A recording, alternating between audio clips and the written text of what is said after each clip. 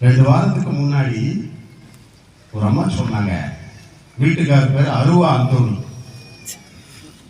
பேர் அந்தோணி தான், ஆனா கூப்பிடுறது அருவா அந்தோணி.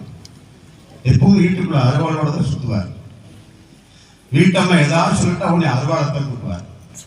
ஒரு சில அருவா அந்தோணி இங்க இருக்கலாம், அவர் பேர் வேற பேர்.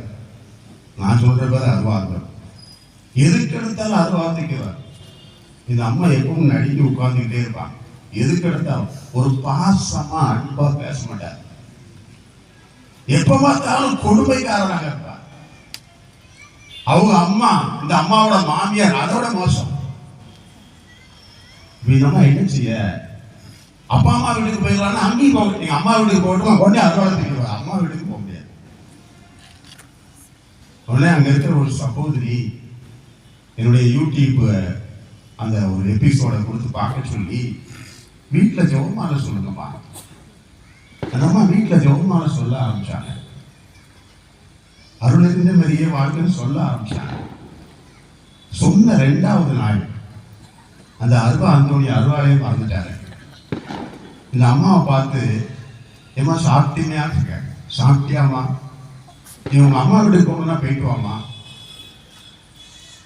அது வரைக்கும் இந்த அருவா அந்தோணி முழுசா மாறி ஆண்டவர் அந்தோணியா மாறிட்டாரு.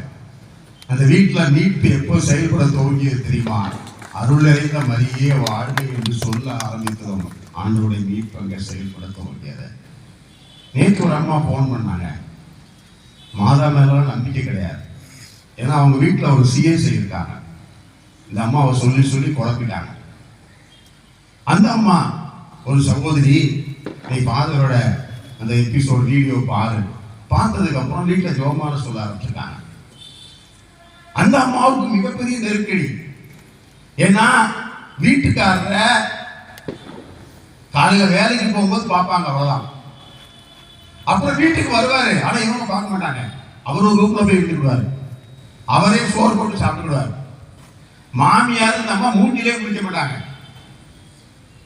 அவர் எப்ப வீட்டுக்கு வராரு, எப்ப வீட்டை விட்டு போறாரு உங்களுக்கு தெரியாது. அம்மா வீட்டுல நிம்மதியே இல்லை. அன்னை மரியாதை நம்பாத அந்த அம்மா அந்த வீட்டுல ஜெபமாலை சொல்ல ஆரம்பிச்சாங்க. ஜெபமாலை சொல்ல ஆரம்பிச்சதுக்கு அப்புறம் வீட்டுக்காரர் அம்மாட்டேமா எனக்கு சோறு போட்டு கொடுமா கேட்கிறாங்க. இந்த அம்மா சோறு போட்டு கொடுக்குறாங்க. சாயந்தரம் வேலைக்கு போயிட்டு வந்தோம், நேரம் அந்த அம்மா ரூமுக்கு வந்து இவளோட இருக்கிறாங்க, இவளோட தூங்குறாங்க. மாமியார் இவளை கூப்பிட்டு, இன்ஃபண்டா இந்த வா, இன்ஃபண்டா எப்படி இருக்க, நீ எனக்கு சோறு போட்டு வை. மகள் வீட்டு சூழ்நிலையை கம்ப்ளீட்டா மாறிடுச்சு. காரணம், அந்த வீட்டிலே அருள் இருந்த மாதிரியே சொல்ல ஆரம்பிச்சதும் அந்த ஆண்டவருடைய மீட்பு செயல்பட துவங்கியது.